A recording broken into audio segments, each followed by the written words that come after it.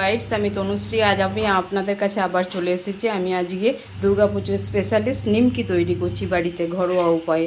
আমি রুল ময়দা 500 গ্রাম নিয়েছি। এর মধ্যে কালো জিরে, নুন আর সামান্য পরিমাণে ময়ান দিয়ে আমি ময়দাটাকে মেখে নিয়েছি ভালোভাবে।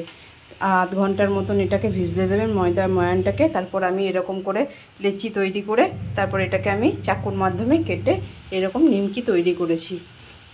একদম দোকানের মতন টেস্ট ফ্লেভার হবে, খুব সুন্দর খেতে। আপনারাও বাড়িতে তৈরি করে দেখবেন। দেখুন এরকমভাবে শেপ নিয়ে আমি প্রথমে একটা লিচির মতন করে একটু বড় সাইজের লিচিটাকে তৈরি করে তারপর এরকম করে শেপ নিয়ে আপনারা কেটে দেবেন। তারপর ট্যারচাভাবে যেমন শেপ আপনারা বাড়িতে তৈরি করবেন। এরপর এরকম লম্বা লম্বা করে কেটে নেওয়ার পর একটু সরু সরু করে কাটবেন। তারপর আমি এইটাকে এরকম এই ট্যারচা বরাবর কাটি, যাতে একদম দোকানের মতন লাগে।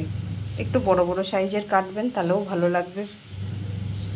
এরকম করে কেটে নেওয়ার পর তেলটাকে একদম ডিপ ফ্রাই করে তারপর ভেজে নেবেন। দেখবেন একদম দোকানের মতন। ভালো লাগলে ভিডিওটা লাইক আর শেয়ার সাবস্ক্রাইব করে দেবেন, আর আপনারাও ট্রাই করে দেখবেন।